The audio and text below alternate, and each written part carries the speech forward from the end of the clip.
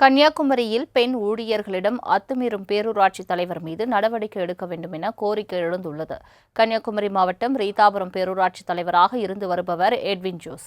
காங்கிரஸ் கட்சியைச் சேர்ந்த இவர் பேரூராட்சியில் பணியாற்றும் பெண் ஊழியர்களிடம் கடந்த ஒரு வருடமாக அத்துமீறி நடந்து கொள்வதாக குற்றச்சாட்டுகள் எழுந்து வந்தது. இதுகுறித்து கவுன்சிலர் ஒருவர் கன்னியாகுமரி மாவட்ட ஆட்சியர் அழகு மீனாவிடம் அவர் மீது புகார் அளித்துள்ளார்.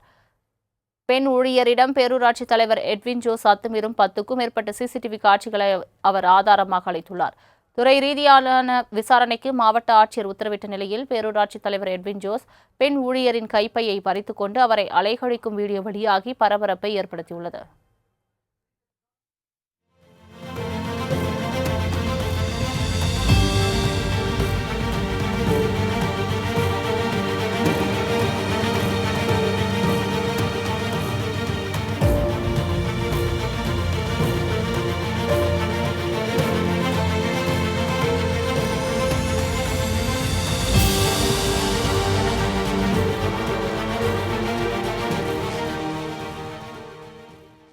இந்நிலையில் தன்னை எதிர்த்து தலைவர் பதவிக்கு போட்டியிட்டு தோற்றவர் என்பதால் காழ்ப்புணர்ச்சி காரணமாக கவுன்சிலர் ஜெயசேகர் இதுபோல பழிபடுவதாகவும் ஆட்சியரின் விசாரணைக்கு முழு ஒத்துழைப்பு அளிப்பதாகவும் பேரூராட்சி தலைவர் எட்வின் ஜோஸ் தெரிவித்துள்ளார்.